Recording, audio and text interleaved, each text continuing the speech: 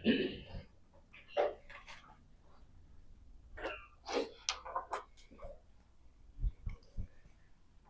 in first question, we are supposed to find lambda if these two lines makes right angle.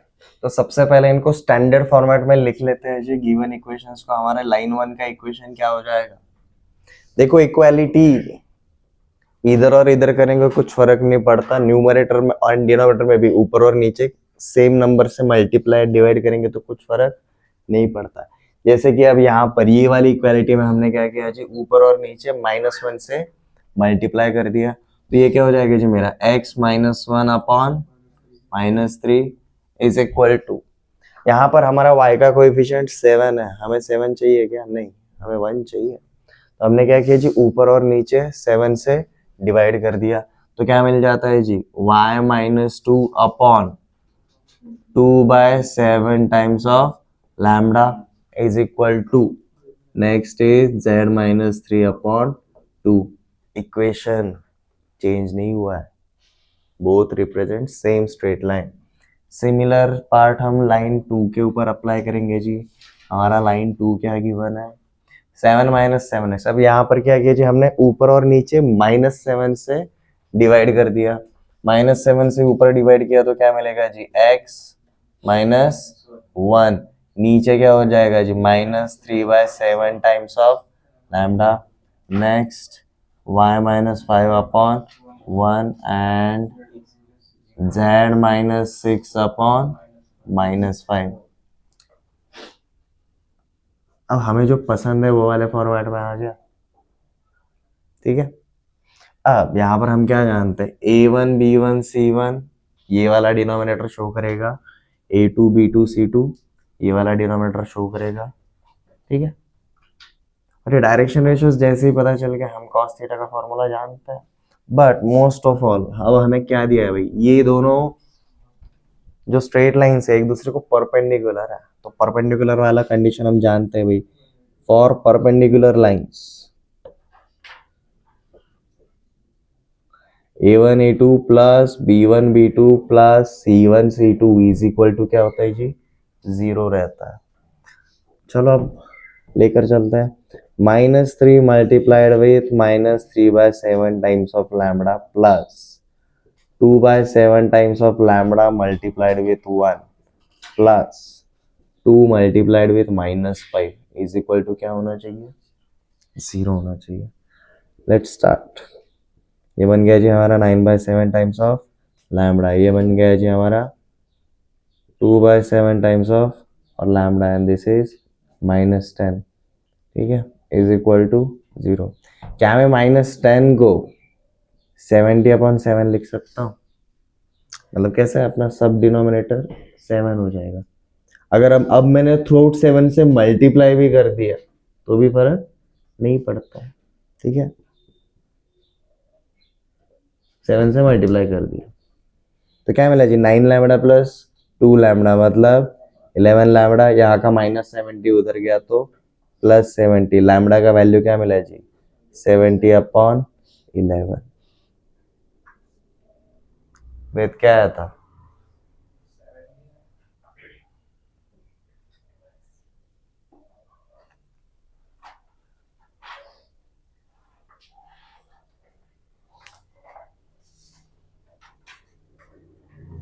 तो angle between two straight line जब भी निकालना है और हमें कार्टेशियन फॉर्मेट दिया रहेगा, हमें सिर्फ डिनोमिनेटर ही यूज करना है. बट कब, प्रोवाइडेड हमारा न्यूमरेटर प्रॉपर फॉर्मेट में, एक्स वाई और जेड के कोएफिशिएंट्स क्या होने चाहिए जी, 1 होने चाहिए. तो क्या सेम पार्ट आप नेक्स्ट 2 क्वेश्चंस पे कर सकते हो क्विकली? चलो.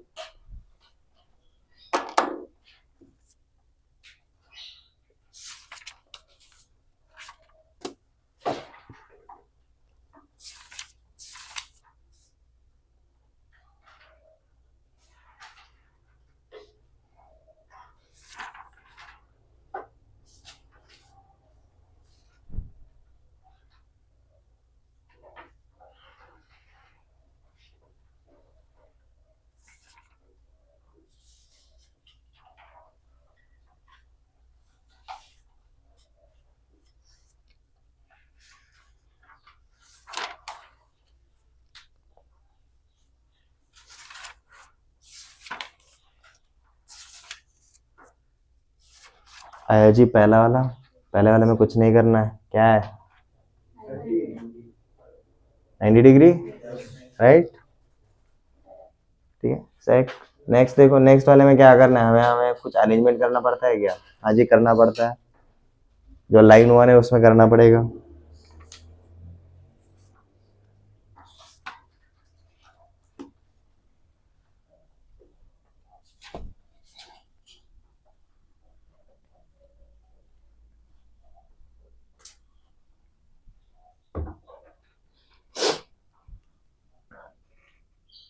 जब भी इक्वेशन गिवन रहेगा चेकआउट करो X Y Z proper format में है या नहीं, हाँ भाई है, हम सीधा अब डिनोमिनेटर को यूज कर सकते हैं। तो हमारा क्या आएगा जी, cos theta is equal to a1 a2 plus b1 b2 plus c1 c2 divided by root over a1 square plus b1 square plus c1 square into root over a2 square plus b2 square plus c2 square. पहले question के लिए readymade format है, हमारा numerator ही 0 आ जाता है तो denominator क्या आता है मैटर नहीं करेगा। तो ठीक है, तो हमारे पहले वाले क्वेश्चन के लिए हमें थीटा इज इक्वल टू क्या मिला जी 90 डिग्री, या फिर आप बोल सकते हो जी π/2 रेडियन। नेक्स्ट यहाँ पर हम क्या करेंगे जी, ऊपर और नीचे 2 से डिवाइड करेंगे, 2 से डिवाइड करेंगे, 2 से डिवाइड करेंगे तो ये क्या हो जाएगा, ये हो जाता है जी मेरा y प्लस 3 अपॉन -1, ठीक है। तो अब इक्वालिटी में इसको इसके बराबर लेना है एंड इसके बराबर, ये क्लियर है। अब देखो ये a1 b1 c1 and a2 b2 c2 proper format में मिल गया। तो सेकंड वाले के लिए देखो क्या हो जाता है, a1 is 1 into 3 plus b1 is -1 into 4 plus c1 is 1 into 5 divided by यहाँ पर 1 square 1 square 1 square root 3 into 3 square plus 4 square plus 5 square 5 root 2।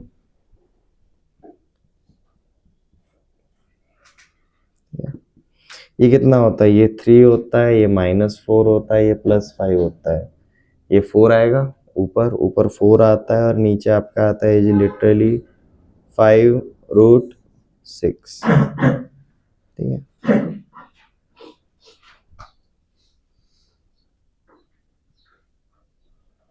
तो थीटा इज इक्वल टू क्या आएगा, cos इनवर्स ऑफ 4/5√6। अब कुछ basic observations कर सकते हैं, cos ऑफ थीटा पॉजिटिव आया नेगेटिव आया, पॉजिटिव आया, तो ये एक्यूट रहेगा ऑब्ट्यूस रहेगा, एक्यूट रहेगा, ठीक है।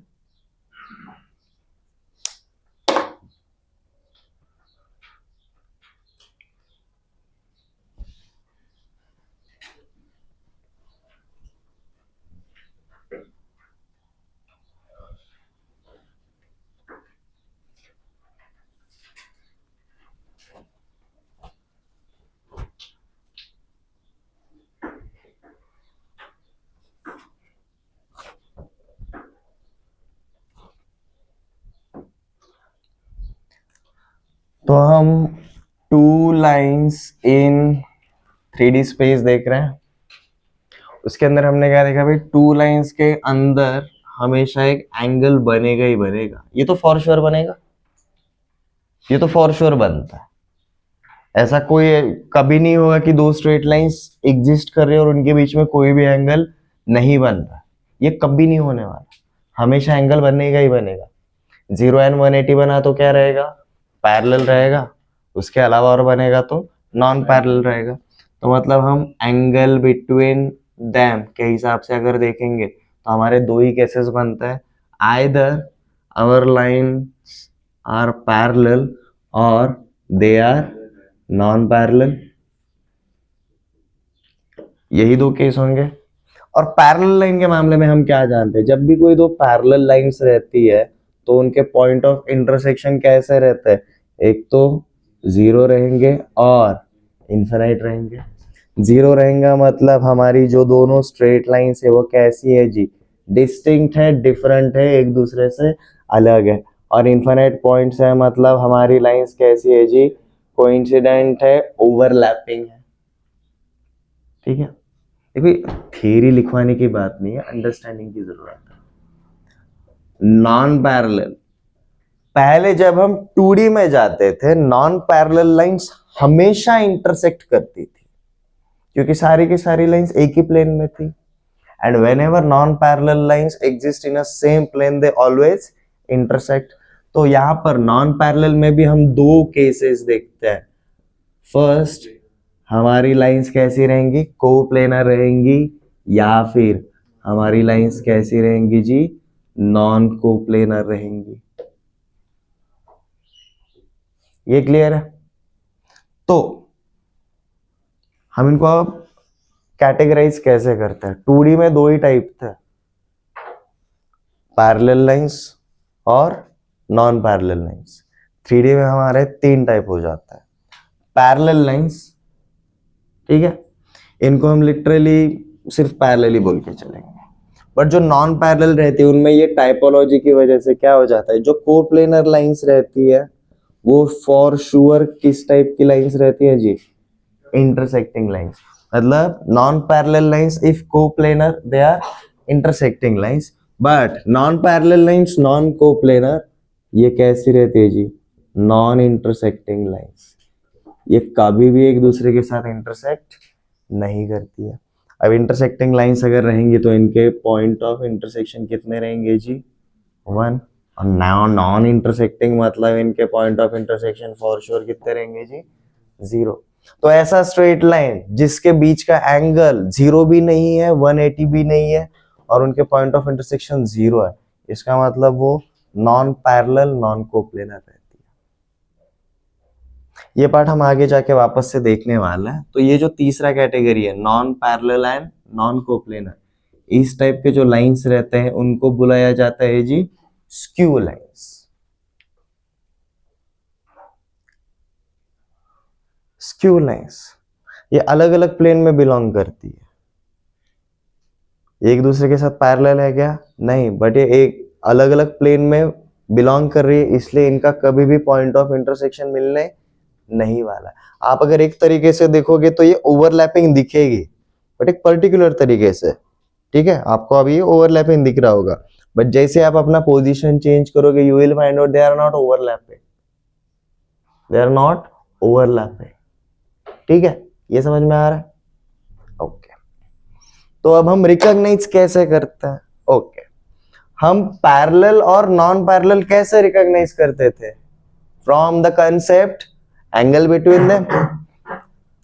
एंगल अगर मेरा 0 या फिर 180 रहा तो मेरे लाइंस कैसे हैं, पैरेलल।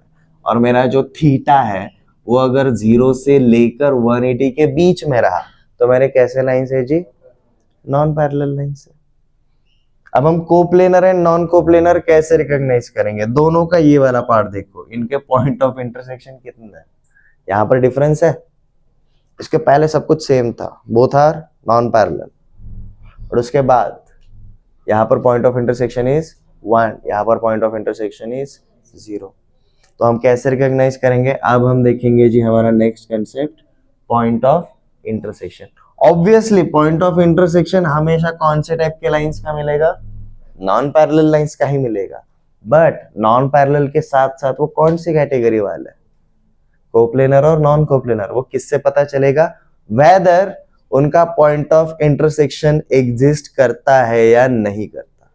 अगर करता है तो वो नॉन पैरेलल लाइन कैसा है, कोप्लेनर है, और अगर नहीं करता है तो नॉन पैरेलल लाइन कैसा है, नॉन कोप्लेनर है।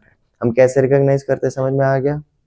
बट अगेन ये नेक्स्ट कंसेप्ट पे जाने से पहले एंगल बिटवीन देम में किसी को कोई डाउट, वापस से बताता हूं, vector equation and Cartesian equation दोनों में से किसी भी एक फॉर्म के साथ आप कंफर्टेबल हो जाओ, हाथ बिठा लो। ये क्लियर है? Shall we move on to our next concept? तो हेडिंग डालो जी, intersection of two straight lines.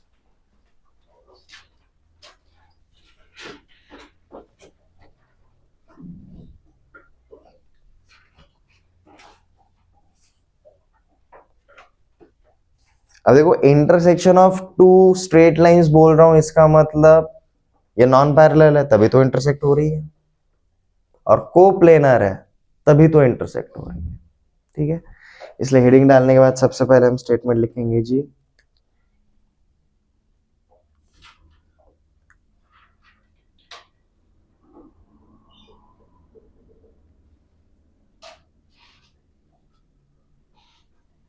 हमने अभी जो बनाया था वो फ्लो टाइप शॉर्ट में बनाना है क्या, अंडरस्टैंडिंग के लिए बना लेते हैं। ठीक है, टू लाइंस जब भी रहती है उनके बीच में हमेशा क्या रहेगा जी, एंगल रहेगा।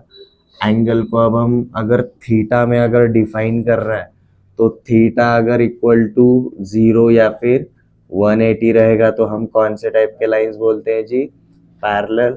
एंड अगर थीटा अगर हमारा 0 से लेकर 180 के बीच में रहेगा तो हम कौन से टाइप के लाइंस बोलते हैं जी, नॉन पैरेलल लाइंस बोलते हैं। अगेन अब ये नॉन पैरेलल लाइंस में क्या होता है जी, हम देखते हैं जी भाई पॉइंट ऑफ इंटरसेक्शंस के ऊपर फोकस करता है, क्योंकि सिर्फ नॉन पैरेलल लाइन से इंटरसेक्ट कर सकती है, पैरेलल लाइन तो नहीं करेंगी। तो यहाँ पर पॉइंट ऑफ इंटरसेक्शन अगर 1 रहेगा तो हमारा नॉन पैरेलल लाइन कैसा है, coplanar. And point of intersection अगर एग्जिस्ट नहीं करता है मतलब 0 है तो हम कैस टाइप के लाइंस बोलेंगे जी, नॉन कोप्लेनर लाइंस बोलेंगे। और यही नॉन कोप्लेनर लाइंस को आगे जाके हम क्या नाम देखते हैं जी, स्क्यू लाइंस। ये कंसेप्ट सबसे एंड में देखने वाले हैं हम, पहले नॉर्मल लाइंस देखेंगे जैसे 2D में देखे थे। स्क्यू लाइंस ऐसा कंसेप्ट है जो सिर्फ 3D में आता है, 2D में स्क्यू लाइंस नहीं आता है कभी।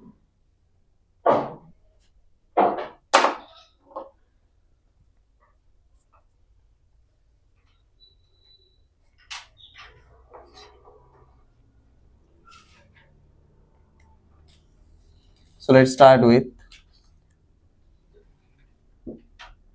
to determine whether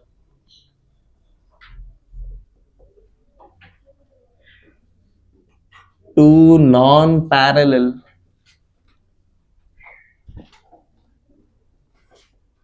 straight lines intersect or not, to determine whether two non-parallel straight lines intersect or not, and if they do intersect,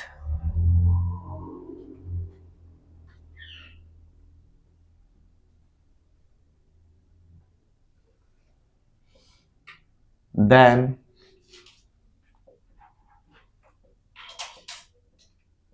their point of intersection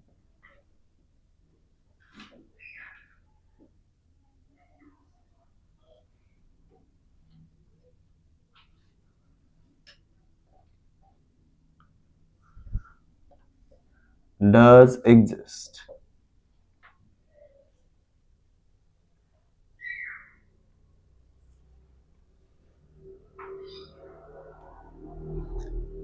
ये part के अंदर again हमारे straight lines कैसे हैं, for sure non parallel, non parallel. If they intersect, they are coplanar. If they do not intersect, they are non-coplanar.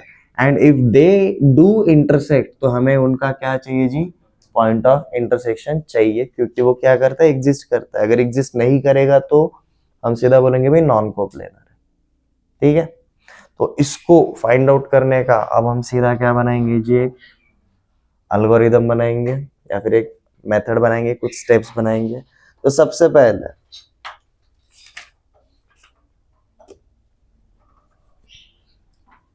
Any point on a straight line हम किस तरीके से शो कर सकते हैं, इसके ऊपर फोकस करेंगे। So let's start with initially with vector equation. We have two straight lines जिनका हमें कौन सा वाला फॉर्म दिया जी, vector equation. So let vector r is equal to vector a1 plus lambda times of vector b1।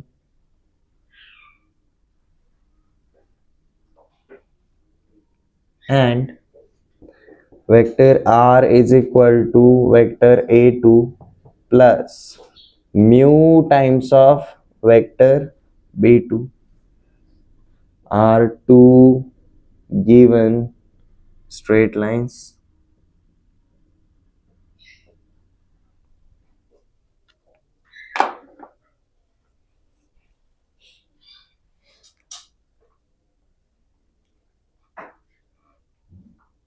क्या अब हम इनको एक कंपोनेंट फॉर्मेट में लिख सकते हैं?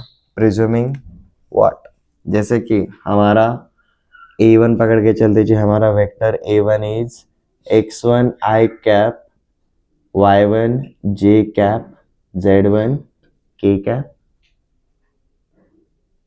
हमारा वेक्टर b1 रहेगा, इसके क्या उठाने हैं जी, पी क्यू आर उठाता है, ठीक है, direction ratios P Q R उठाता है. फिर अगले वाले के लिए अलग से उठाने पड़ेंगे. P1 Q1 R1 करता है, P1 I cap Q1 J cap R1 K cap. Vector A2 रहेगा जी X2 I cap Y2 J cap Z2 K cap. And vector B2 रहेगा जी P2 I cap Q2 J cap and R2 K cap. ये उनका component form हमने assume कर लिया. अब देखो हमारा ये पोजीशन वेक्टर R क्या रहता है in both cases. Position vector R मतलब क्या रहता है जी, एक्स आई कैप वाई जे कैप प्लस जेड के cap. Position vector R is any random point on that straight line जिसके कोऑर्डिनेट्स क्या रहते हैं जी, x, y, z रहते हैं. ये क्लियर है?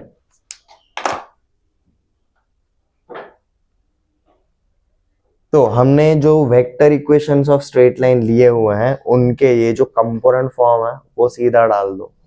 तो हमारा पहला वाला स्ट्रेट लाइन ये वैल्यूज के साथ एंड दूसरा वाला स्ट्रेट लाइन ये वैल्यूज के साथ क्या बनेगा उसके ऊपर फोकस करते हैं हम.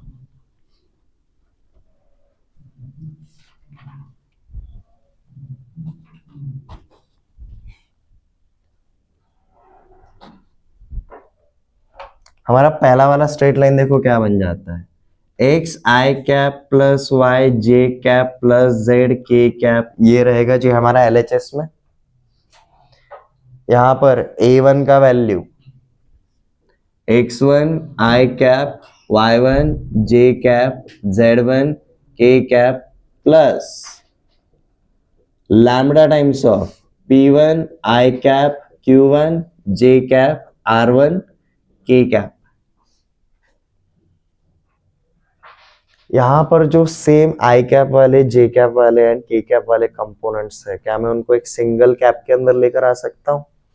तो देखो यहां पर हमारा क्या बन जाता है, x1 plus lambda p1 I cap plus y1 plus lambda q1 j cap plus z1 plus lambda r1 k cap.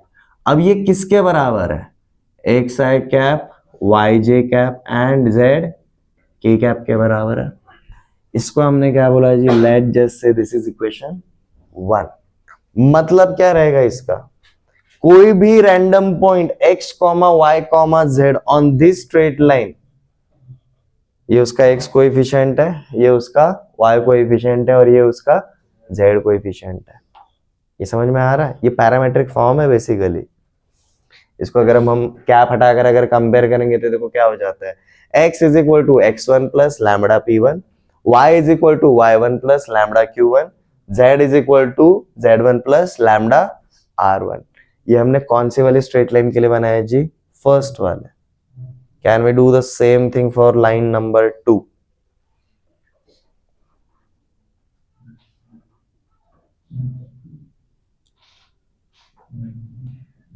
Line number 2 के लिए देखते हैं जी, हमारा एलएचएस तो सेम रहेगा, एक्स आई कैप वाई जे कैप जेड के cap is equal to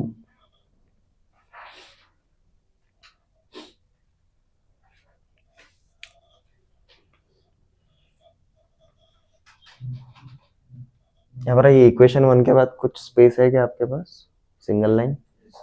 okay, तो यहाँ पर ऐसा लिख दो जी, point on first line is x1 plus lambda p1 comma y1 plus lambda q1 comma z1 plus lambda r1. This is any point on first line. Lambda का अलग value डालोगे आपको अलग पॉइंट मिलेगा, ये समझ में आ रहा है? लैम्बडा का वैल्यू 0 डाला तो देखो क्या मिलता है आपको, x1 y1 z1 मिलता है, which is already a point on given line. अब देखो सेकंड लाइन के लिए जाते हैं, हमारा क्या था जी, ये x2 i cap, y2 j cap, z2 k cap plus mu times of p2 i cap, q2 j cap, r2 k cap. Components को साथ लेकर आओ जी, LHS वैसा का वैसा ही रहेगा। अब हमें क्या मिलता है जी, x2 plus mu p2 i cap plus y2 plus mu q2 j cap plus z2 plus mu r2 k cap.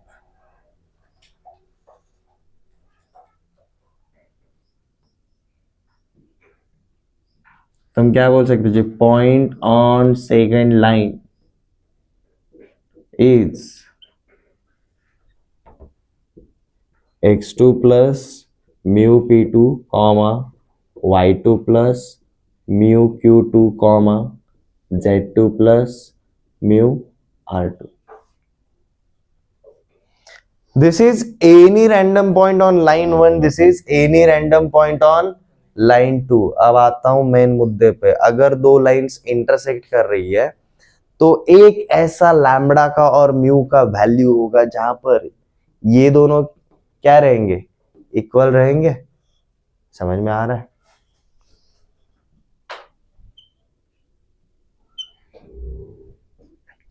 इस लाइन के ऊपर, लाइन 1 के ऊपर कोई भी पॉइंट रहे वो इसके टर्म में रहेगा। लैम्बडा का वैल्यू चेंज, आपको क्या मिल रहा है जी, अलग अलग पॉइंट्स मिल रहे हैं ऑन लाइन 1। देखो ना, आपका अननोन सिर्फ क्या है, लैम्बडा है। आपको x1 y1 z1 p1 q1 r1 पता रहेंगे। ये लाइन 2 के ऊपर आपको x2 y2 z2 पता है, p2 q2 r2 पता है। म्यू के जैसे जैसे अलग अलग वैल्यूज लोगे आपको क्या होगा जी, यहाँ पर अलग अलग पॉइंट्स मिलेंगे। इन दोनों का जो भी एक पॉइंट ऑफ इंटरसेक्शन रहेगा, क्या वो ऐसा पॉइंट नहीं होगा जो L1 को भी सेटिस्फाई करे एज वेल एज L2 को भी सेटिस्फाई करेगा? And since we already got the coordinates of any random point on that straight line, parametric form का पर्पस समझ लो। पैरामेट्रिक फॉर्म मतलब any random point on that straight line is defined। तो जो इनका point of intersection रहेगा उसके लिए इनके कोऑर्डिनेट्स क्या रहेंगे, सेम रहेंगे, मैच करेंगे। ये समझ में आ रहा है? तो अब हम क्या करेंगे, सीधा दिस इक्वल टू दिस, ये हमारा बन जाता है equation number 1। This equal to this equation number 2, this equal to this equation number 3। But हमारे पास अननोन कितने हैं जी, म्यू है क्या और लैम्बडा है क्या? दो अननोन है बट हमारे पास 3 इक्वेशन है। तो कैसे जस्टिफाई करेंगे? दो इक्वेशंस की मदद से सॉल्व करेंगे, तीसरे को सेटिस्फाई होता है कि नहीं देखेंगे। अगर तीसरे को सेटिस्फाई होता है तो ये नॉन पैरेलल बट इंटरसेक्टिंग, और तीसरे को सेटिस्फाई नहीं होता है इसका मतलब non parallel and non intersecting, मतलब नॉन कोप्लेनर। ठीक है, चलो यहां तक लिख तो लिया, अब एक प्रॉपर स्टेटमेंट में लिख लेते हैं।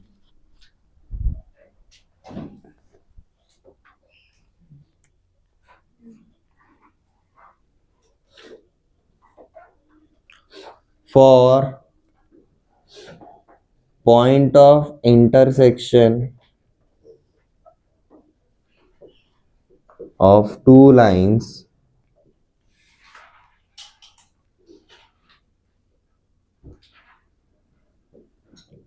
x1 plus lambda p1 comma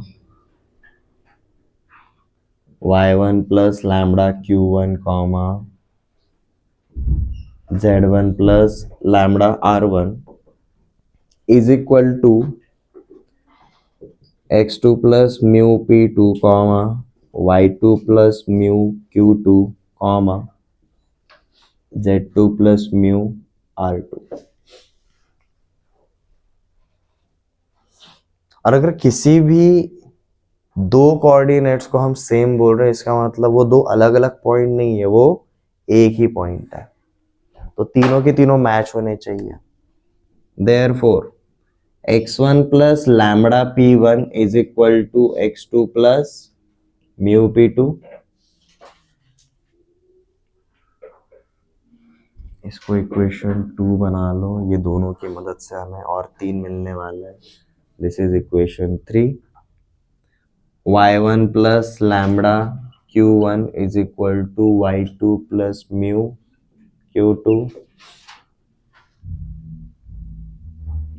z1 plus lambda r1 is equal to z2 plus mu r2।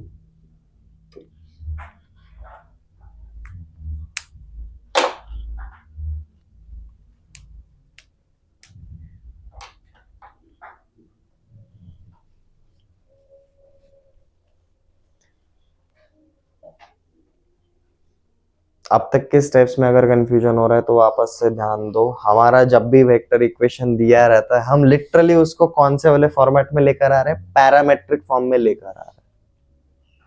ये क्लियर है? और पैरामेट्रिक फॉर्म में जब भी लेकर आते हैं तो हमें कितने पैरामीटर्स मिलते हैं? मतलब पैरामेट्रिक फॉर्म में 3 मिलते हैं, एक्स वाला, वाई वाला और जेड वाला पार्ट मिलता है। दो स्ट्रेट लाइंस के इधर भी इसके पैरामेट्रिक फॉर्म में 3 कोऑर्डिनेट्स है, इधर भी इसके पैरामेट्रिक फॉर्म में 3 कोऑर्डिनेट्स है, फिर आप 3 कंपोनेंट्स बोल सकते हो, आई कैप, जे कैप एंड के कैप वाले। For a point of intersection they must be equal. तो फर्स्ट स्टेप पैरामेट्रिक फॉर्म में लेकर आओ। सेकंड स्टेप, इनका जो भी पैरामेट्रिक फॉर्म आता है उसके बीच में क्या परफॉर्म करो जी? इक्वालिटी परफॉर्म करो, जिसकी वजह से आपको कितने इक्वेशंस मिलेंगे? 3 इक्वेशंस। 2 स्टेप समझ में आ गए। अब यहीं से आगे नेक्स्ट वाला part, solve any two of equation 3, 4 and 5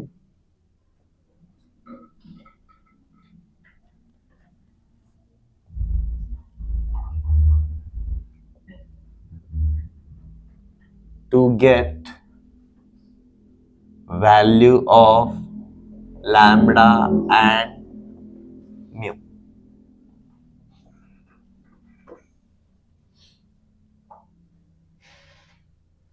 दो ही क्यों उठा रहे, समझ में आ रहा है? हमारे कितने अननोन्स है? 2 अननोन है। 2 अननोन के लिए 2 इक्वेशंस मोर देन इनफ हो जाते हैं।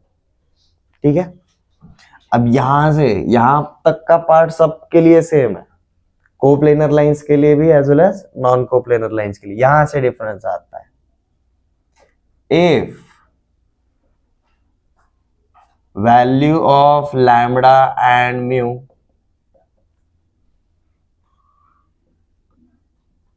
satisfies, हमने 2 इक्वेशन को लिया ना शुरुआत में, तो एक बचा रह जाएगा। ठीक है, तो जो बाकी बचा है उसमें लैम्बडा और म्यू का वैल्यू क्या होना चाहिए? सेटिस्फाई होना जरूरी है। If value of lambda and mu satisfies third equation,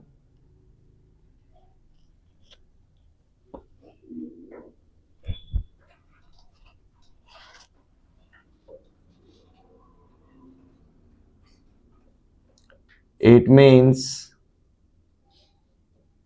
point of intersection do exist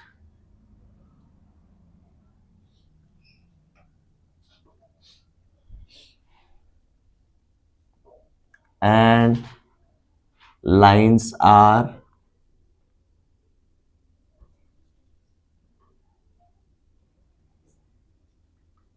non-parallel coplanar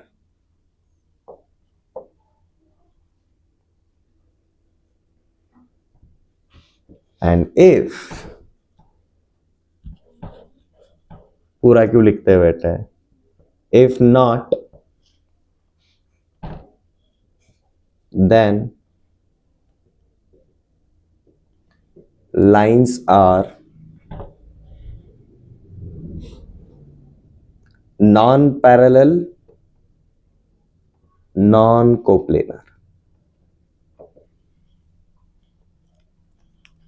तो सिर्फ पॉइंट ऑफ इंटरसेक्शन एग्जिस्ट करता है कि नहीं उसके ऊपर ही डिपेंड करता है। 2D में क्या होता था, point of intersection of non parallel lines हमेशा एग्जिस्ट करता ही था, 3D में वैसा नहीं होगा।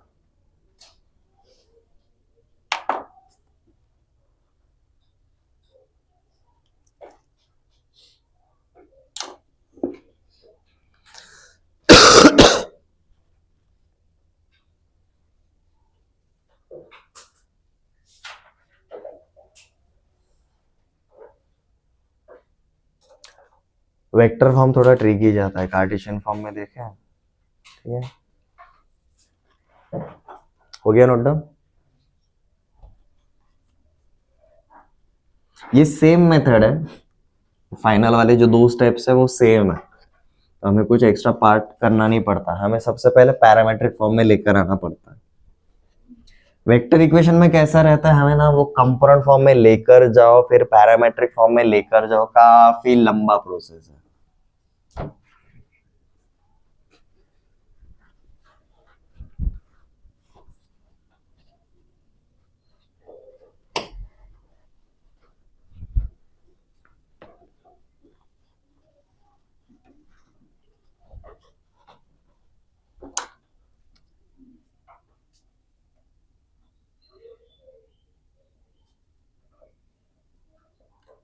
So let's start for Cartesian equation.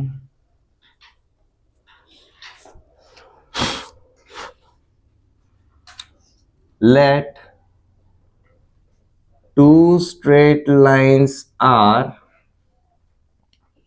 x minus x1 upon p1 is equal to y minus y1 upon q1 is equal to z minus z1 upon r1 and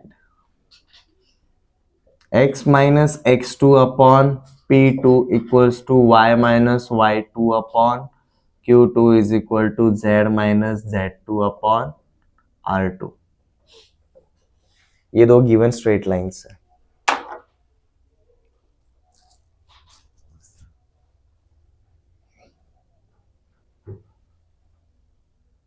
ठीक है, तो देखो यहाँ पर पहला वाला स्टेप हम सीधा किसके लिए जाएंगे जी, पैरामेट्रिक फॉर्म के लिए।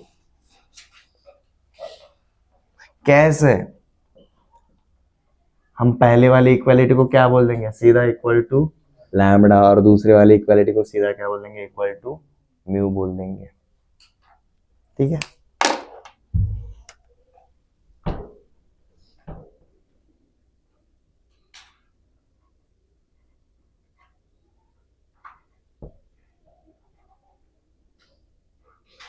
so x minus x1 upon p1 is equal to y minus y1 upon q1 is equal to z minus z1 upon r1 is equal to lambda, providing x is equal to x1 plus lambda p1, y is equal to y1 plus lambda q1, z is equal to z1 plus lambda r1।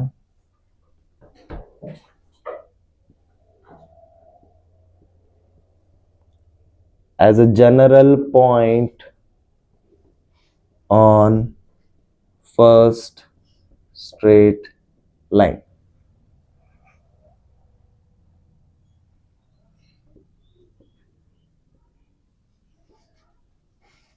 Similarly, x minus x2 upon p2 is equal to y minus y2 upon q2 is equal to z minus z2 upon r2 is equal to mu, provides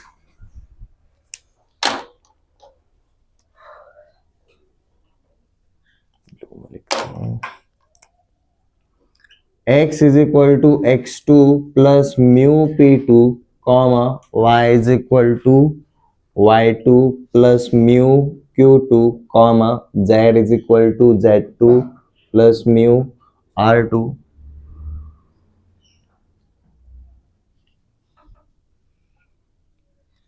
As a general point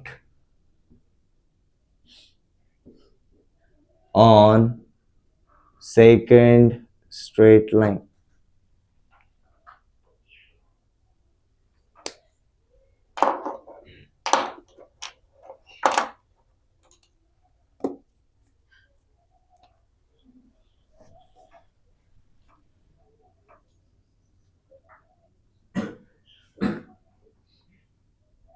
If first and second line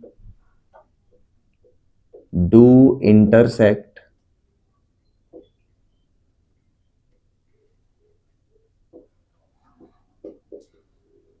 then x1 plus lambda p1 is equal to x2 plus mu p2, y1 plus lambda q1 is equal to y2 plus mu q2, z1 plus lambda r1 is equal to z2 plus mu r2.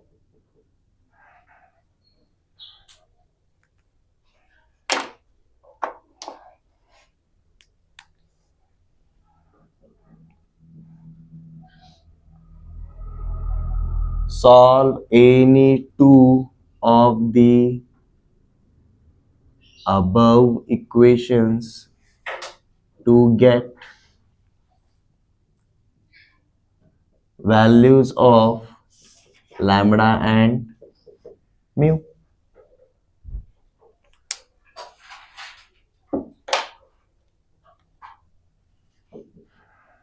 और आखिरी वाला statement वैसे ही, if values of lambda and mu satisfies third equation, then they are coplanar. If not, then they are non-coplanar.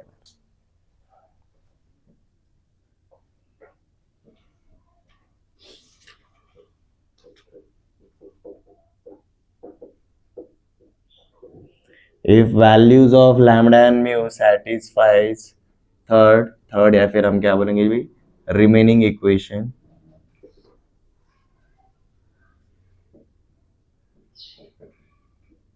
then lines are non-parallel but coplanar.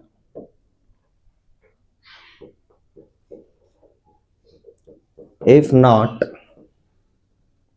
then lines are non-parallel, non-coplanar.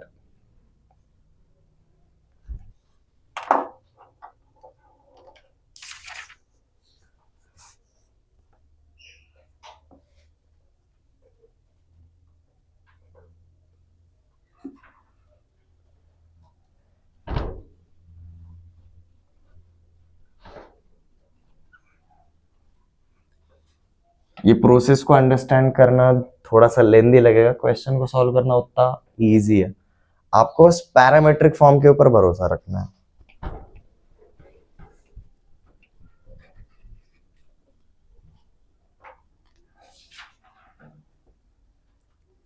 Check if lines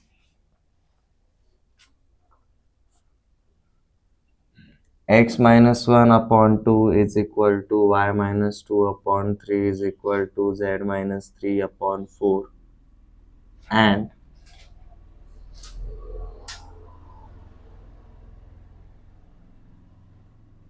x minus 4 upon 5 is equal to y minus 1 upon 2 is equal to z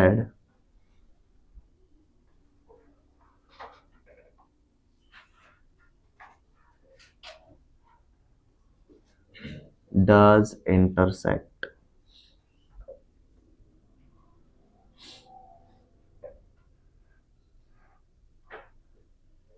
does आएगा, do आएगा। Check if lines L1 and L2 do intersect और does intersect.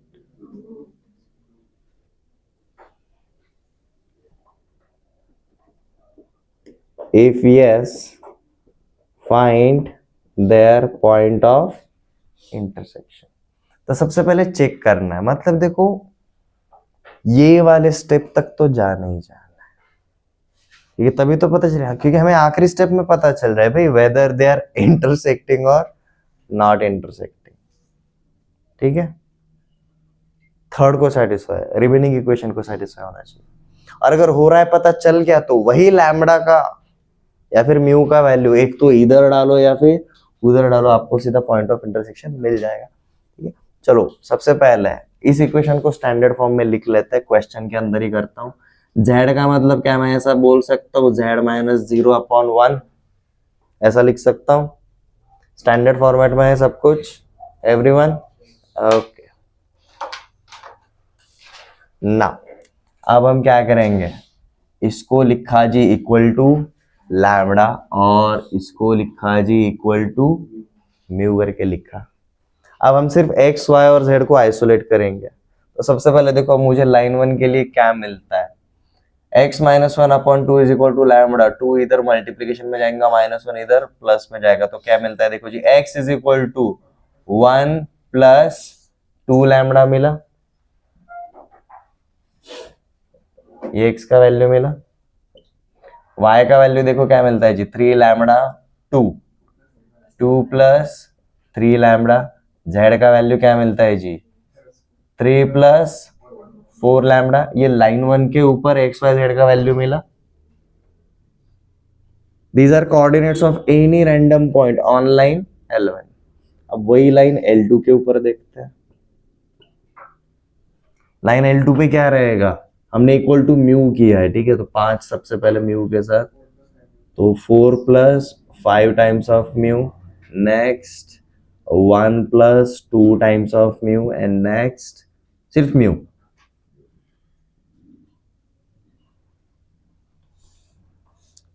ठीक है,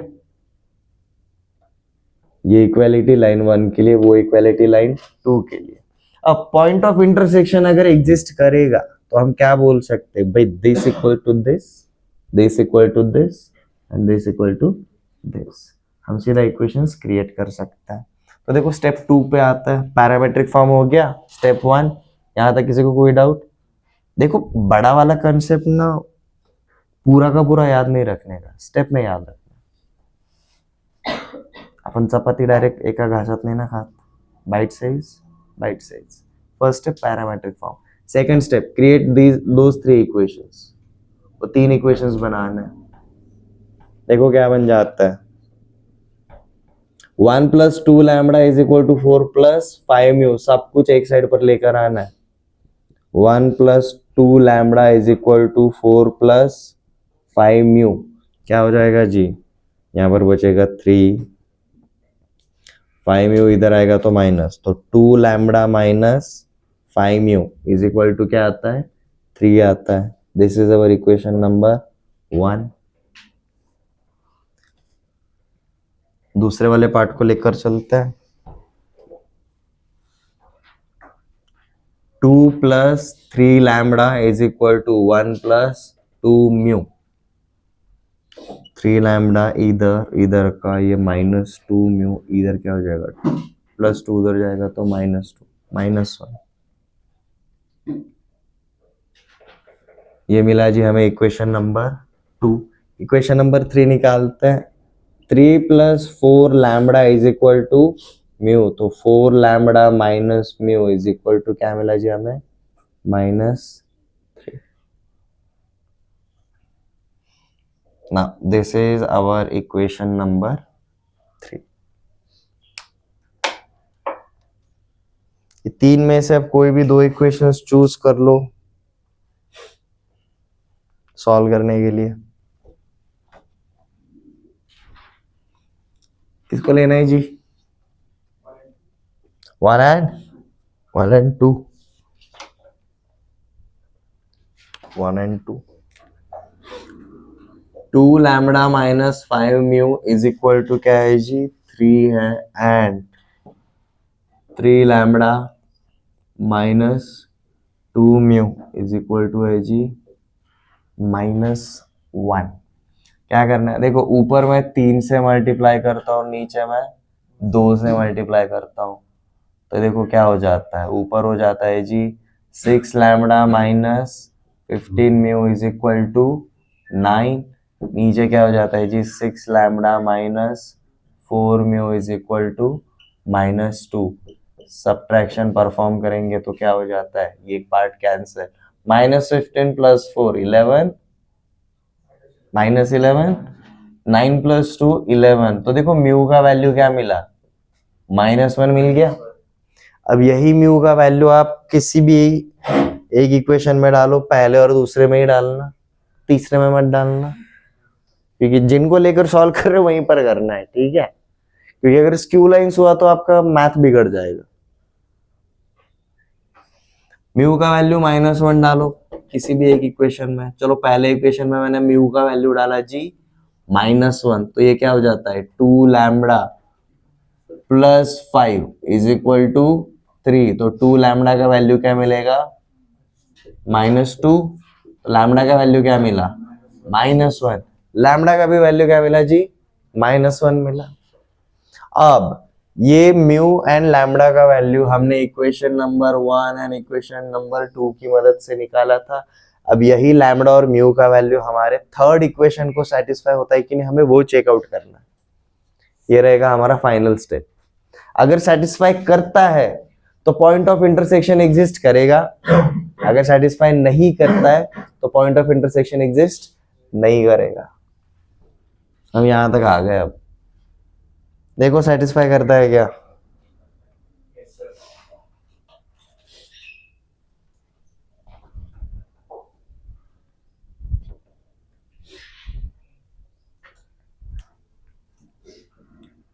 put lambda equal to -1 and mu equal to -1 in remaining equation. अब remaining equation मतलब हमारा equation number 3 था, 4 lambda minus mu is equal to -3, ऐसा कुछ था। होता है क्या satisfy, 4 times of -1 minus of -1 is equal to minus minus plus -4 plus 1 -3 is equal to -3। हाँ भाई सेटिस्फाई होता है, तो मतलब हमारे पॉइंट एग्जिस्ट करेगा, ठीक है। अब वो पॉइंट ऑफ इंटरसेक्शन कैसे निकालेंगे, सबसे सिंपल, लैम्बडा और म्यू का जो भी वैल्यू मिला है दोनों में से किसी भी एक को उठा लो, इधर डालोगे लैम्बडा का वैल्यू आपको वो पॉइंट्स मिल जाएंगे, या फिर आप इधर डालोगे म्यू का वैल्यू आपको वो पॉइंट्स मिल जाएंगे।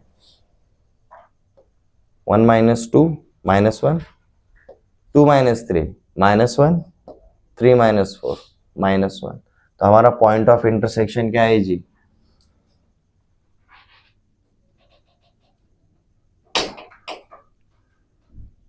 1 + 2 lambda, 2 + 3 lambda, 3 + 4 lambda, put lambda is equal to -1, it becomes -1 -1 and -1। अब म्यू डाल के देखो, 4 - 5 -1, 1 - 2 -1, म्यू का वैल्यू -1, वही पॉइंट।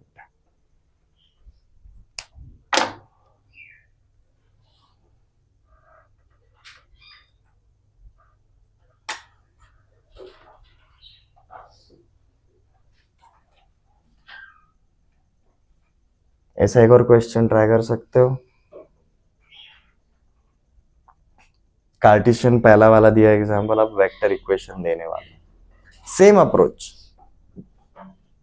पहला पार्ट पैरामेट्रिक फॉर्म, दूसरा पार्ट क्रिएट इक्वेशंस, इक्वालिटी आप सीधा अप्लाई कर सकते हो।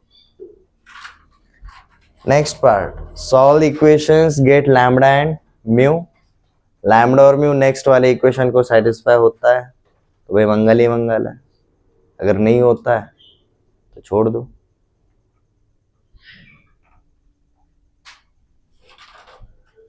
चेक इफ लाइंस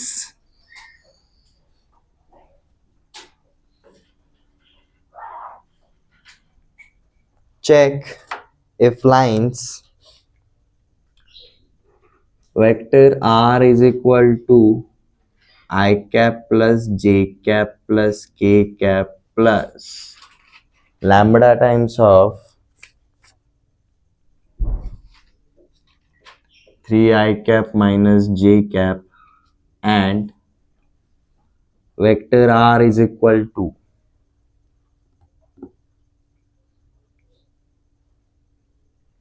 ओके यहाँ पर प्लस के नहीं माइनस के करना and second line is vector r is equal to 4 I cap minus k cap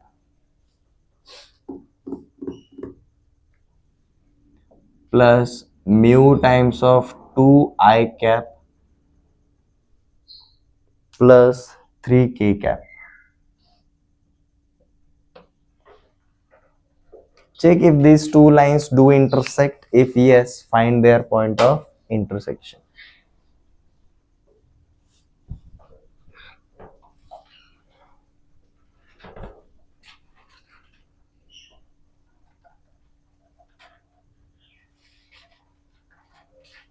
One plus 3 lambda, 1 plus 0 lambda, minus 1 minus lambda. 4 plus 2 mu, j cap इधर भी नहीं है उधर भी नहीं है तो j cap क्या है बेसिकली 0 है. -1 plus 3 mu. समझ में आ रहा है मैं क्या बोल रहा हूँ? पैरामेट्रिक फॉर्म बता रहा था मैं. करो quickly.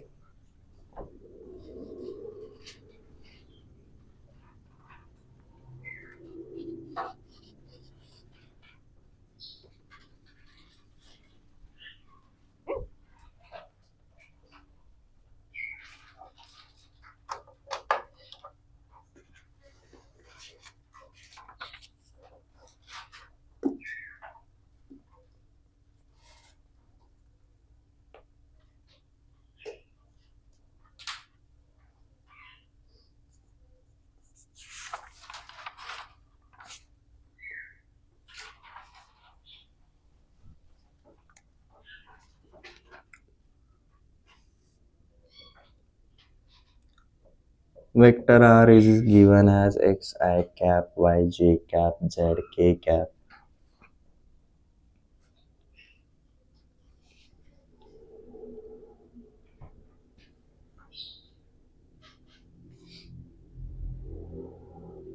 So for first straight line x I cap plus y j cap plus z k cap becomes 1 plus 3 lambda I cap 1 plus 0 0 नहीं minus 1 minus lambda j cap plus -1 0 lambda k cap.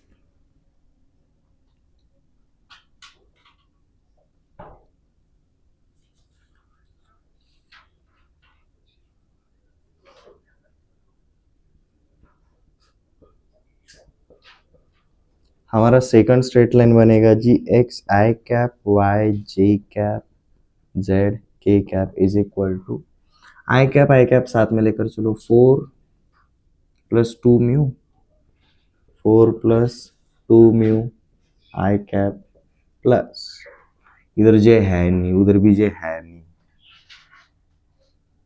तो basically हो जाएगा आपका 0 plus 0 mu जे cap plus -1 plus 3 mu -1 plus 3 mu k cap.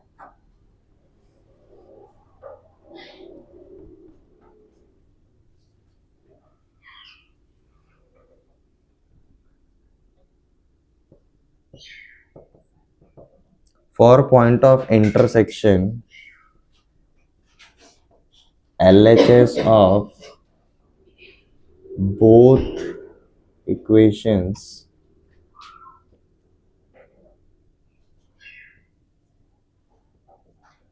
carries equality.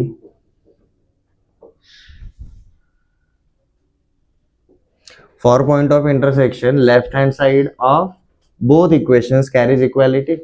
XYZ जो first line पे वही XYZ second line पे होगा फॉर पॉइंट ऑफ इंटरसेक्शन. तो इसलिए हम क्या बोल सकते हैं जी, 1 plus 3 lambda is equal to 4 plus 2 mu. This is our equation 1. 1 minus lambda is equal to 0. This is equation 2. And minus 1 is equal to minus 1 plus 3 mu. This is equation 3.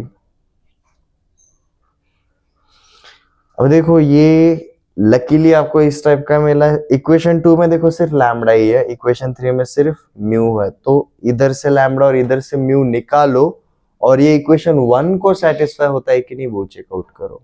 ठीक है, equation 2 के हिसाब से lambda का value क्या मिला, 1.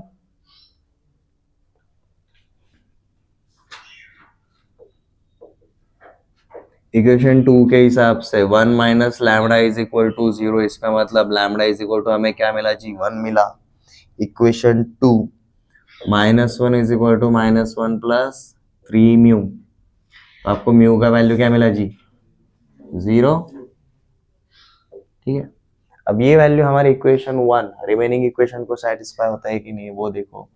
In equation 1 put lambda is equal to 1 and mu is equal to 0. देखो हमारा इक्वेशन क्या बन जाता है, 1 plus 3 lambda is equal to 4 plus 2 mu. 1 plus 3 times of 1 plus 4 equals to 4 plus 2 times of 0. Equality है, हाँ भाई है. Therefore point of intersection do exist given as. अब देखो आप कोई भी एक फॉर्मेट डाल दो, इधर आप यहाँ से RHS पकड़ लो या फिर यहाँ के LHS पकड़ लो. LHS पकड़ोगे तो लैम्बडा का वैल्यू डालना है, RHS पकड़ोगे तो म्यू का वैल्यू डालना है. म्यू का वैल्यू डालते हैं, mu is equal to 0.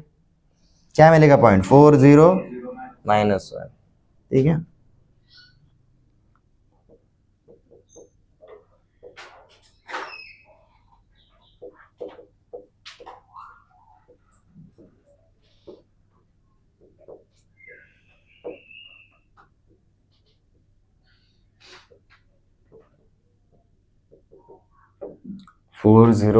-1.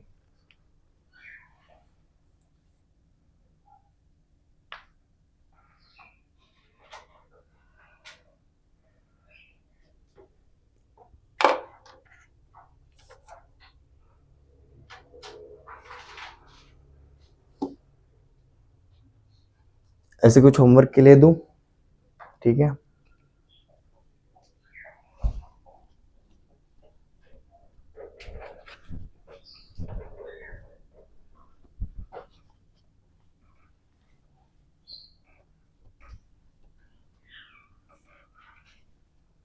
Question simple है, आपको मैं दो स्ट्रेट लाइंस मतलब जोड़ियों में स्ट्रेट लाइंस दूंगा. दोनों स्ट्रेट लाइंस का इंटरसेक्शन होता है कि नहीं वो चेकआउट करना है. अगर करता है तो आपको क्या करना है, उनका पॉइंट ऑफ इंटरसेक्शन निकालना है. और अगर नहीं करता है तो बस मेंशन करो straight lines do not intersect. Check if given straight lines do intersect. If yes, find their point of intersection. Number 1,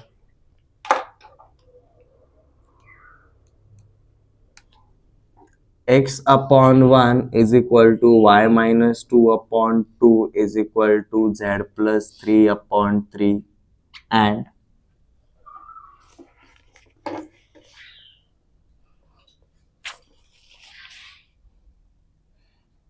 x minus 2 upon 2 is equal to y minus 6 upon 3 is equal to z minus 3/4।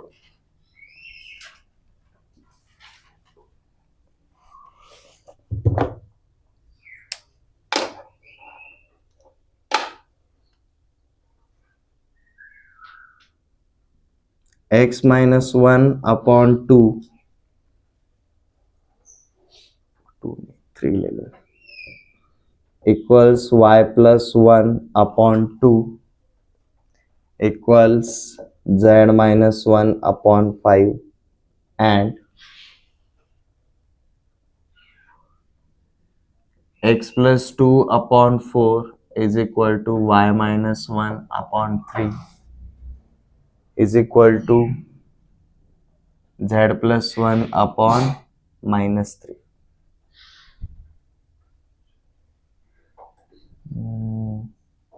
-2।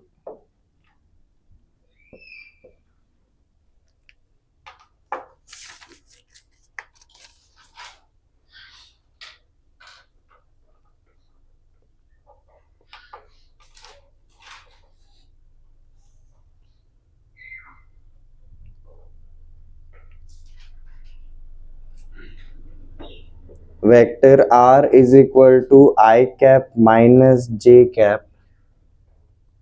Plus lambda times of 2I cap plus j cap and vector r is equal to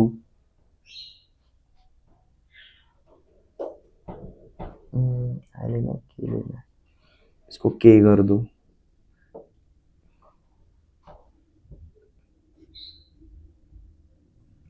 cap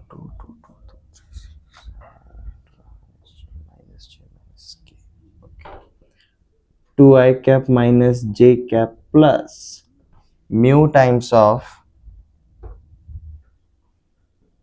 I cap plus j cap minus k cap.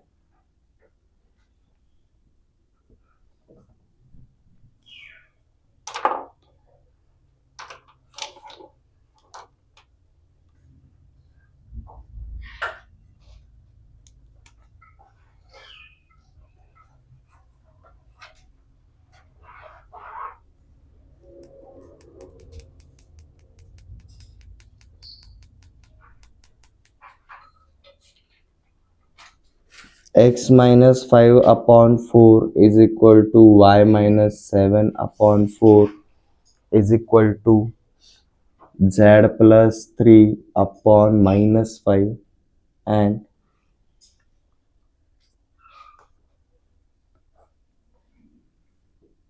x minus 8/7 is equal to y minus 4/1 is equal to z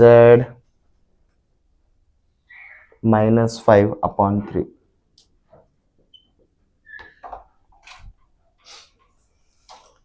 आगे क्या checkout करना है भाई, उनके intersection होते हैं कि नहीं, और अगर होता है तो इनका point of intersection. Same step,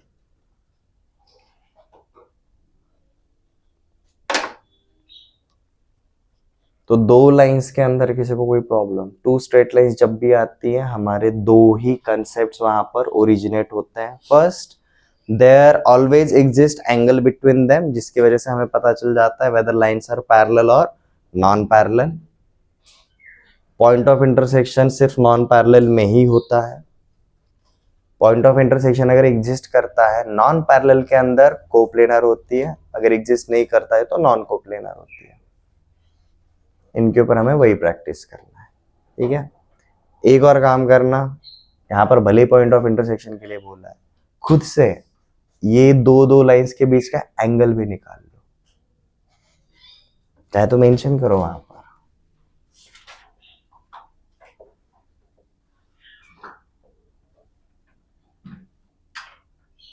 मतलब देखो, आपके क्वेश्चन बैंक में पूछा ही जाएगा तो ही करना है ऐसा जरूरी नहीं, हमें कंसेप्ट का प्रैक्टिस करना चाहिए। क्वेश्चन जो भी दिया रहेगा उसको हम लेकर आ जाएंगे।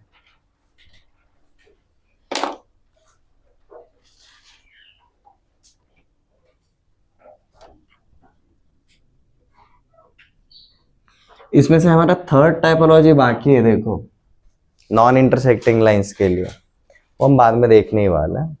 बट अब तक के पार्ट में किसी को कोई डाउट? ये प्रैक्टिस करो, रिफाइन हो जाएगा, यू विल फाइंड आउट। भले ही vector equation and Cartesian equation बोला है, शुरुआत में बोला था आपको पैरामेट्रिक फॉर्म काफी यूजफुल रहेगा, वो इसलिए रहता है। नंबर ऑफ कंसेप्ट्स आप सिर्फ पैरामेट्रिक फॉर्म की मदद से क्विकली कर सकते हो। पैरामेट्रिक फॉर्म मतलब बेसिकली क्या देगा, any general point on that straight line, straight line के ऊपर का कोई भी पॉइंट, सिर्फ लैम्बडा म्यू उनका वैल्यू चेंज कर दो, आपको अलग अलग पॉइंट मिलता रहता। ठीक है, ओके देखो हमने टू लाइंस का देख लिया, अब हम क्या देखेंगे जी, one line and one point, इनके ऊपर क्या क्या हो सकता है वो वाला पार्ट देखेंगे। 2D के जैसा ही रहेगा। ठीक है, 2D के अंदर रिकॉल करो, 3D का फिलहाल बाजू में रखो। 2D के अंदर one line and one point आता है तो क्या होता है, जब भी मेरा एक स्ट्रेट लाइन और एक पॉइंट जब एग्जिस्ट कर रहा है, दो ही केसेस होंगे, आइदर मेरा पॉइंट उस स्ट्रेट लाइन के ऊपर है या फिर उस स्ट्रेट लाइन के बाहर है। अगर स्ट्रेट लाइन के ऊपर है तो पॉइंट का जो लोकेशन है, मतलब उसके जो कोऑर्डिनेट्स है, मतलब 2D के अंदर ये हमारा ax plus b y plus c is equal to 0 था, और ये क्या था जी, हमारा x1 y1 था। अगर x1 y1 इस इक्वेशन को सेटिस्फाई करते हैं, मतलब ये पॉइंट इस लाइन के ऊपर है, ऑनलाइन, अगर नहीं करता है तो ऑफलाइन, बाहर है। अब बाहर पॉइंट रहेगा तो हमारे कौन से कंसेप्ट क्रिएट होते हैं? पहला वाला कंसेप्ट रहता है जी हमारा परपेंडिकुलर डिस्टेंस, या फिर इसी को हम क्या बुलाते हैं जी, परपेंडिकुलर डिस्टेंस। मतलब ही कैसा डिस्टेंस होता है, shortest distance between point and line. ठीक है,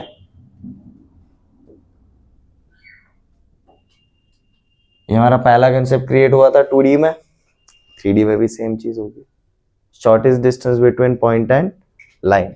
ओके, नेक्स्ट शॉर्टेस्ट डिस्टेंस, ले जैसे हमने ये बनाया, शॉर्टेस्ट डिस्टेंस जैसे ये परपेंडिकुलर ड्रॉ किया, तो देखो यहां पर भी एक पॉइंट मिल रहा है, this point is called as foot of perpendicular. तो हमारा पहला वाला कंसेप्ट था शॉर्टेस्ट डिस्टेंस, दूसरा वाला कंसेप्ट क्या रहेगा जी, foot of perpendicular from a point on a line. ये दूसरा वाला कंसेप्ट क्रिएट हो सकता है, क्वेश्चन पूछे जा सकता है, कंसेप्ट के अकॉर्डिंग हम तो लेकर ही चलेंगे, हमें यूज कैसा करना है हमें आता है। नेक्स्ट, इस पॉइंट को अगर ऐसे ही रखा और इस लाइन को एज अ मिरर की तरह अगर ट्रीट किया तो क्या हो सकता है, इस पॉइंट का रिफ्लेक्शन पूछा जा सकता है। तो हमारा तीसरा कंसेप्ट क्या रहता है जी, reflection of a point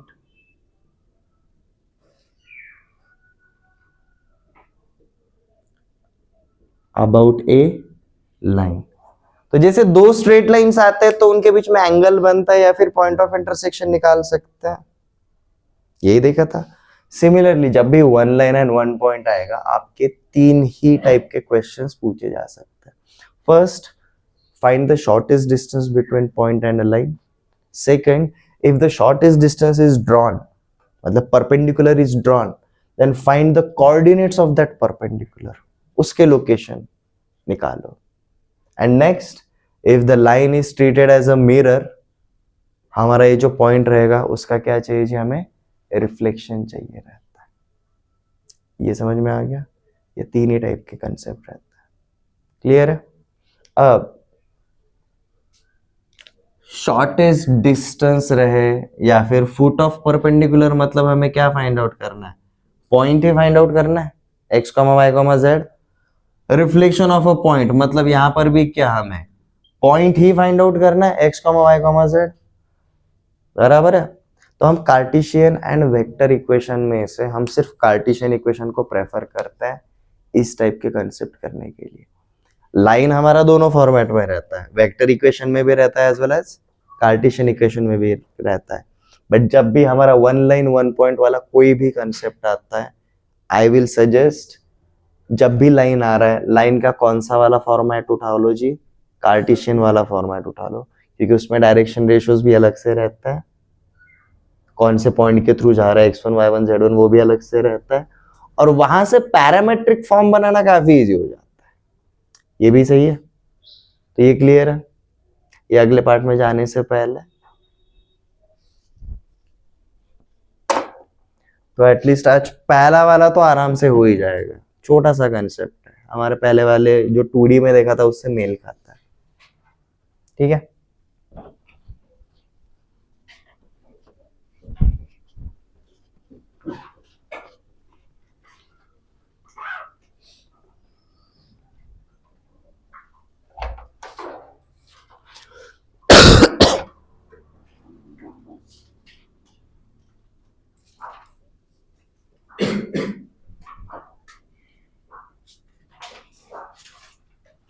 one line one point 3D के अंदर,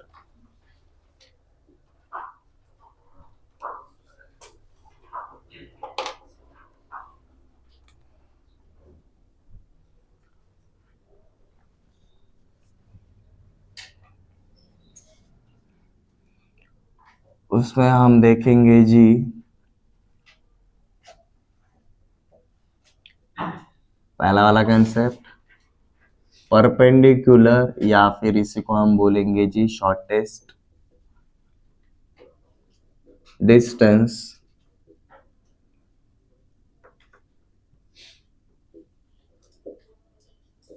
between a point and a line.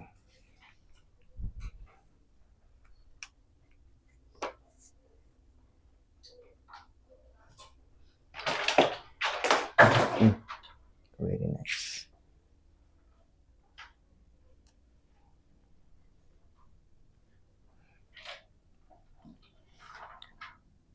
So let x minus x1 upon a is equal to y minus y1 upon b is equal to z minus z1 upon c is a given straight line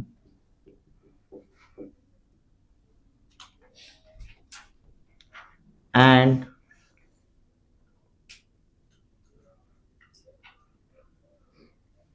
point को assume करके चलते, कुछ भी हम नाम डाल सकते हैं, पॉइंट P अज्यूम कर लेते हैं, point P with coordinates alpha beta gamma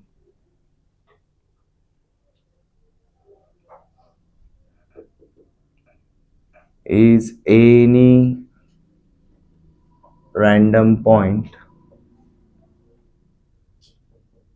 in 3D space।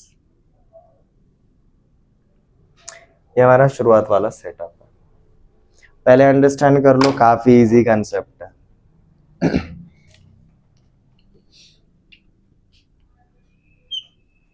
ये एक मेरा स्ट्रेट लाइन है, ये मेरा पॉइंट है, ये मेरा स्ट्रेट लाइन का इक्वेशन क्या दिया है जी, x minus x1 upon a is equal to y minus y1 upon b is equal to z minus z1 upon c। इस स्ट्रेट लाइन के ऊपर कोई भी अगर एक नॉर्मल रैंडम पॉइंट रहेगा तो हम उसको पैरामेट्रिक फॉर्म के थ्रू रिकॉग्नाइज कर सकते हैं।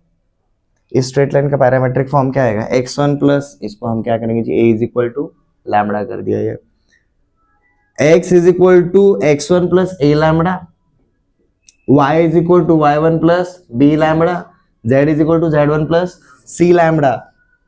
तो इस स्ट्रेट लाइन के ऊपर मैंने एक पॉइंट पकड़ लिया जी, पॉइंट M, जिसके कोऑर्डिनेट्स क्या रहेंगे जी, x1 plus a lambda comma y1 plus b lambda comma z1 plus c lambda.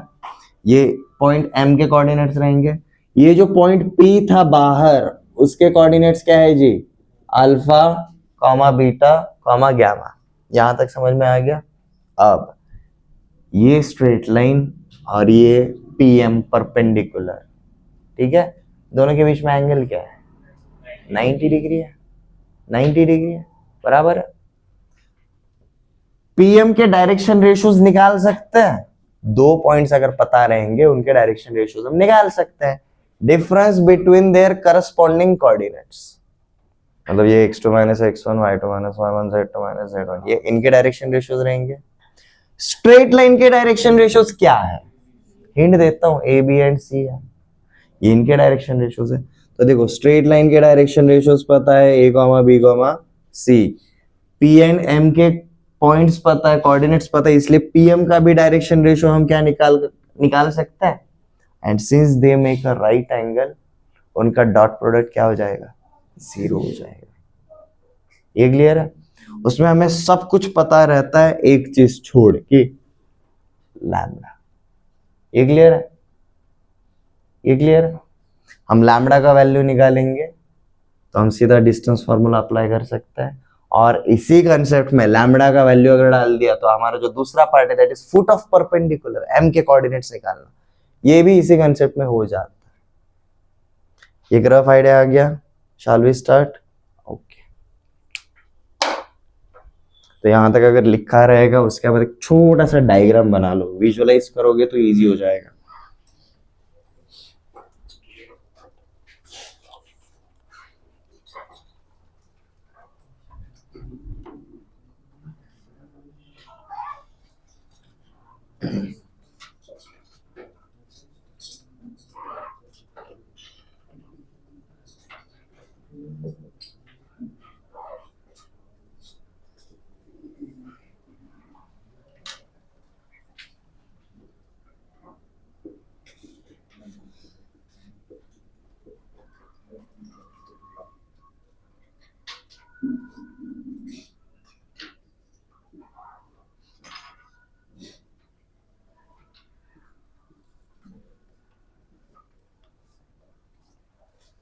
मैंने स्ट्रेट लाइन के ऊपर 2 पॉइंट्स ए बी जानबूझ के लिए, क्योंकि अब हम स्ट्रेट लाइन बोलने की जगह अब हम सीधा क्या बोलेंगे, ए बी बोल देंगे।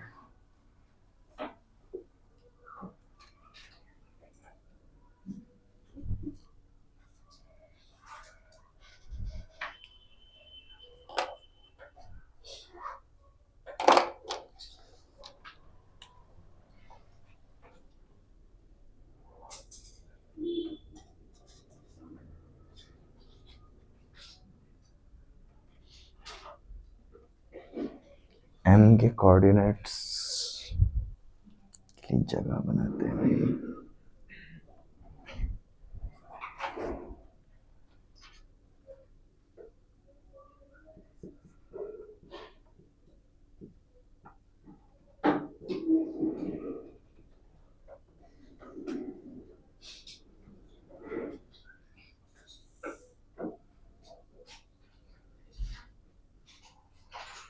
ये कोऑर्डिनेट्स ऑफ एम लिखे हैं, मैंने यहां पर ऐसे लिखे हैं, आपके यहाँ जगह रहेगी प्रॉपरली लिखना, एम के साथ ही लिख दो।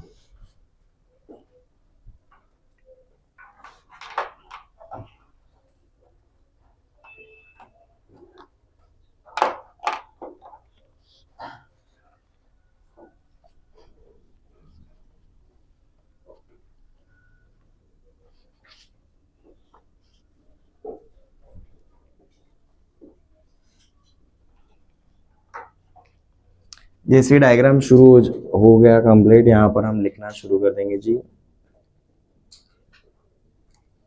ए perpendicular is drawn from point P alpha beta gamma on straight line AB meeting at point M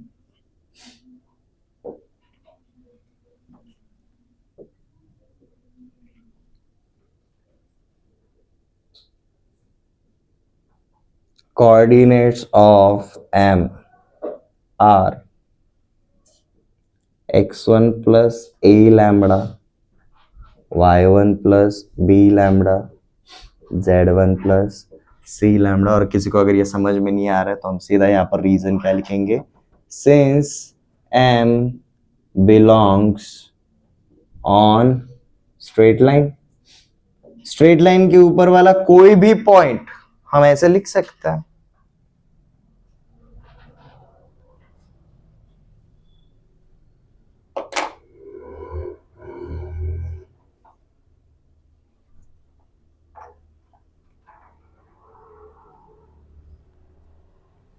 now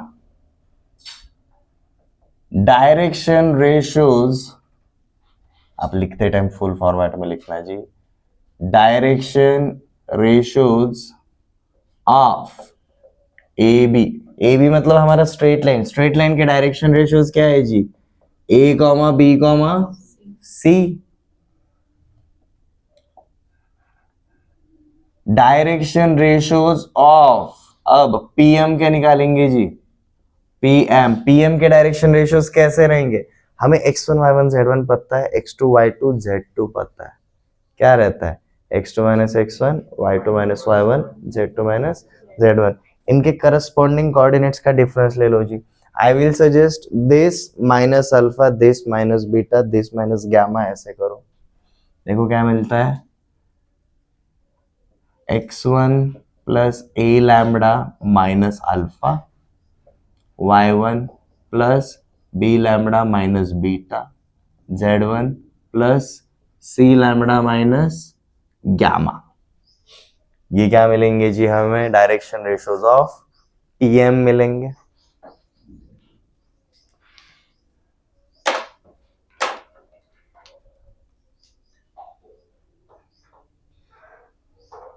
बराबर है। अब आता है final touch. Since A B is perpendicular to PM, उनके डायरेक्शन रेशियोज के बीच में क्या रिलेशन रहता है हम जानते हैं। a1 a2 plus b1 b2 plus c1 c2 is equal to 0 आएगा। So therefore a multiplied with x1 plus a lambda minus alpha plus b multiplied with y1 plus b lambda minus beta plus c multiplied with z1 plus c lambda minus gamma is equal to क्या आएगा जी? 0 आएगा। हमारा एक ही unknown है, that is lambda. तो lambda को isolate करना है, कुछ भी हो जाए, हमारा मेन टास्क वही है। अब बस कैलकुलेशन ही कैलकुलेशन है। अब जैसे कि यहां पर ध्यान देना, मैं पूरा का पूरा पार्ट अंदर नहीं लेकर जाऊंगा, मैं सिर्फ लैम्बडा वाले पार्ट के साथ मल्टीप्लाई करूंगा ब्रैकेट ओपन करते टाइम। कैलकुलेशन को क्विकली कैसे करें? a into A lambda, A square lambda, और ये a into x1 minus alpha, ऐसा का ऐसा ही छोड़ दिया। समझ में आया मैंने क्या किया एवरीवन? सिर्फ लैम्बडा वाले के साथ किया क्योंकि हमें लैम्बडा चाहिए बस। सेकंड वाले में भी b into B lambda, B square lambda plus b multiplied with what? y1 minus beta, c square lambda plus c multiplied with z1 minus gamma is equal to 0। आपका लैम्बडा आइसोलेट हो गया। A square lambda, B square lambda, C square lambda, lambda को अगर common लोगे तो इसके साथ कौन मिलता है जी? A square plus B square plus C square. अब मजेदार बात, यहां पर इक्वालिटी को ऐसे रखा, यहाँ का प्लस ये वाला साइन उधर जाएगा तो माइनस, इधर का भी ये प्लस साइन उधर जाएगा तो माइनस, इधर का भी ये प्लस साइन उधर जाएगा तो माइनस। बट माइनस साइन अगर है बाहर, अंदर मल्टीप्लाई किया तो क्या हो जाएगा? ये x1 माइनस अल्फा का हो जाएगा, alpha minus x1, step by step ही जाता है, is equal to minus A x1 minus lambda minus B y1 minus beta minus C z1 minus gamma. यहां तक क्लियर है? माइनस साइन अगर अंदर लेकर गए तो ये क्या हो जाएगा? ये डिफरेंस रिवर्स हो जाएगा, ये तो पता है। तो देखो ये क्या हो जाता है हमारा, a in bracket alpha minus x1 plus b in bracket beta minus y1 plus c in bracket gamma minus z1 ये मिल गया जी। और यहाँ पर हमारा लैम्बडा के साथ जो मल्टीप्लिकेशन में है वो इधर जाएगा तो डिवीजन में, तो इधर ये आएगा जी हमारा A square B square and C square.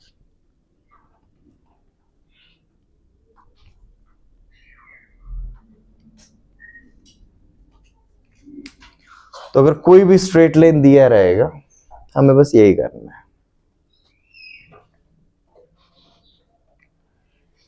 उसको याद रखने का सबसे सिंपल वाला तरीका मैं आपको बताऊंगा, आप भी हंस दोगे। हमारा पहला स्टेप ही यही है, हमें लैम्बडा का वैल्यू क्या डालना है जी, ये डालना है। लैम्बडा का वैल्यू जैसे मिल गया हमें कौन मिलेगा, हमें पॉइंट एम मिलेगा।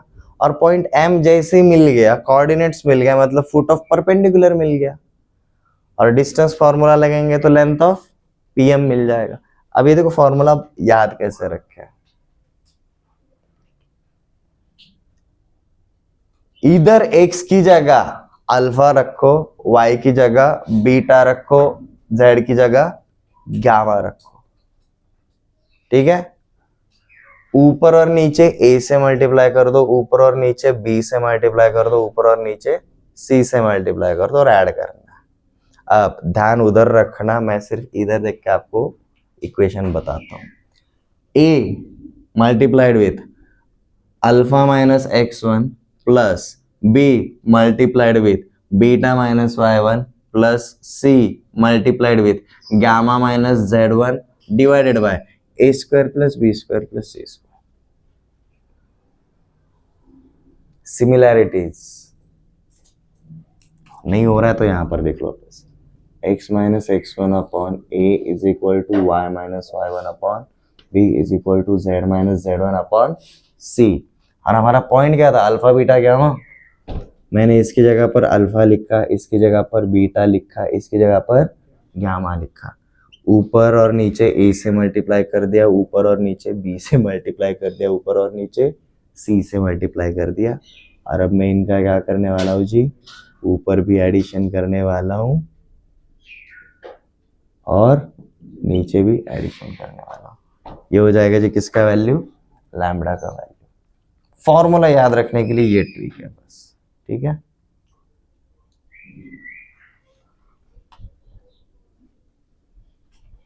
लैम्बडा का वैल्यू ये डालना है। अब देखो ये वाले प्रोसेस की वजह से, सिर्फ ये लैम्बडा पता चलने की वजह से हमारे यहाँ पर दो कंसेप्ट क्लियर हो जाता है। अगर उन्होंने लेंथ ऑफ पीएम पूछा, मतलब शॉर्टेस्ट डिस्टेंस पूछा, तो भी हो जाएगा। And since during this process हमने लैम्बडा निकाला, मतलब हमें किसका वैल्यू मिल जाता है, हमें कोऑर्डिनेट्स ऑफ एम मिल जाते हैं, मतलब फुट ऑफ परपेंडिकुलर भी हो जाता है, ठीक है। अब यहां पर हम क्या लिखेंगे जी, foot value of lambda to get coordinates of m। अब coordinates of m मतलब क्या रहेगा जी हमारा, फुट ऑफ परपेंडिकुलर। मेंशन करो यहां पर, ये कंसेप्ट में वापस से नहीं दिखाने वाला कि लाइक फुट ऑफ परपेंडिकुलर अलग से कैसे निकालते हैं। 2D के लिए अलग अलग सिस्टम है, 3D के लिए एक ही सिस्टम में दोनों मिल रहे हैं। 2D में shortest distance was different and foot of perpendicular was different calculate करने के लिए। 3D में एक ही प्रोसेस में दोनों मिल रहे हैं।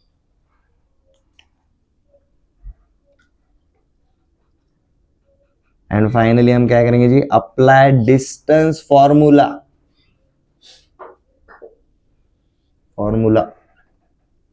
For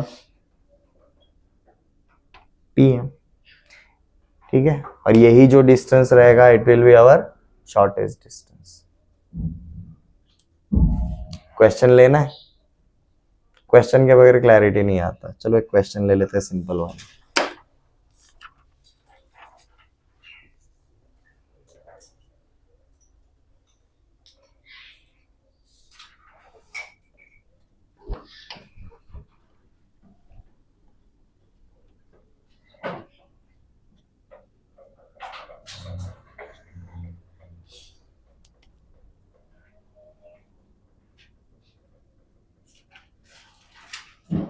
Find foot of perpendicular from 0,2,3 on straight line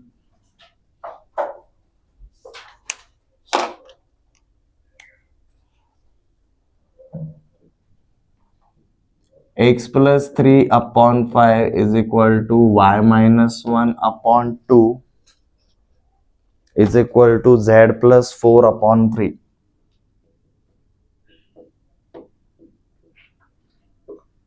Also find shortest की जगह हम बोल सकते हैं also find length of perpendicular. Length of perpendicular मतलब ही शॉर्टेस्ट डिस्टेंस रहेगा.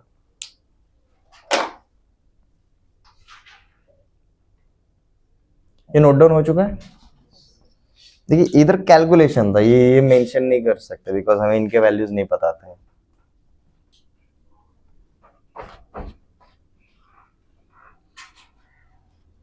क्वेश्चन के अंदर x1, y1, z1, a, b, c, alpha, beta, gamma recognize हो गया. सीधा लैम्बडा के वैल्यू के अंदर डाल दो. लैम्बडा का वैल्यू निकालो सीधा. आपको ये बार बार मेंशन करने की जरूरत नहीं है, ये हमने कंसेप्ट कहां से आया वो बताने के लिए किया. ठीक है.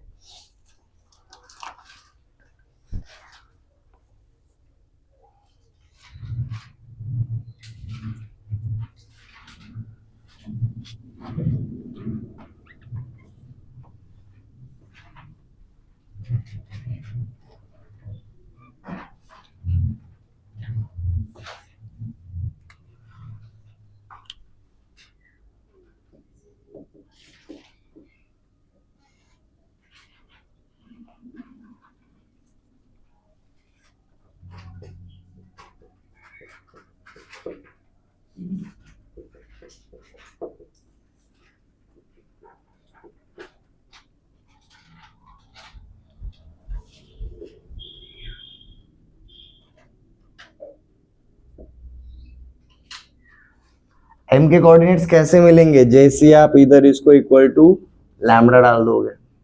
m के कोऑर्डिनेट्स देखो आपको क्या मिलता है, 5 lambda minus 3 comma 2 lambda plus 1 comma 3 lambda minus 4. ये मिलते जी आपको m के कोऑर्डिनेट्स. ठीक है. फिर आप थ्रू एंड थ्रू कैलकुलेशन के जाना चाहोगे, आपको लैम्बडा का वैल्यू उसी के टर्म में मिलता है. ठीक है. For example what, direction ratios of straight line are 5 2 3. Direction ratios of PM are this minus this comma this minus this comma this minus this and so on. ठीक है. मैं सीधा लैम्बडा के फॉर्मूले वाला डालता हूँ. देखो क्या हो जाता है, 5 times of 0 plus 3 plus 2 times of 2 minus 1 plus 3 times of 3 plus 4 upon 5 square plus 2 square plus 3 square. ये रहेगा जी हमारा लैम्बडा का वैल्यू. 0 प्लस 3 ये हो जाएगा 15, 2 माइनस 1 2, 3 प्लस 4 7, 7 3 is 21 अपॉन 25 29 38. ये ऊपर भी कितना आता है 38. तो लैम्बडा का वैल्यू क्या मिला जी हमें, 1 मिला. ठीक है. ऐसे नॉर्मली करके देखो आपको वही मिलना चाहिए. जैसे कि पीएम के डायरेक्शन रेशियोज क्या रहेंगे, 5 lambda minus 3 minus 0. So direction ratios of PM 5 lambda minus 3, 2 lambda plus 1 minus 2, 2 lambda minus 1, 3 lambda minus 4 minus 3, 3 lambda minus 7. और direction ratios of straight line are 5, 2, 3. इनका डॉट प्रोडक्ट क्या आना चाहिए जी, 0 आना चाहिए. मतलब दिस टाइम्स ऑफ दिस, तो 5 times of 5 lambda minus 3 plus 2 times of 2 lambda minus 1 plus 3 times of 3 lambda minus 7 is equal to 0। ये क्या बन जाता है 25 लैम्बडा माइनस 15, यहाँ पर 4 लैम्बडा माइनस 2, यहाँ पर 9 लैम्बडा माइनस 21। देखो -5 -2 -17 माइनस ये -38 उधर जाएगा तो +38, यहाँ पर 25 + 4 + 9 ये 38 लैम्बडा, यहाँ पर भी लैम्बडा का वैल्यू क्या मिला 1। मतलब देखो यहाँ से जाना काफी कन्वीनियंट हो जाता है, ठीक है।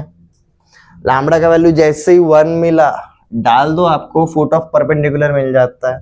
तो कोऑर्डिनेट्स ऑफ m क्या हो जाता है जी 5 - 3 2, 2 + 1 3, 3 - 4 -1, तो 2 3 -1 are coordinates of m and p के पता है। लेंथ ऑफ परपेंडिकुलर pm का डिस्टेंस क्या रहेगा 0 - 2 का स्क्वायर 4 प्लस 2 - 3 का स्क्वायर 1 प्लस 3 - 1 का स्क्वायर दैट इज 16। इसका रूट कितना आएगा जी स्क्वायर रूट ऑफ 21, रूट 21। ये क्लियर है।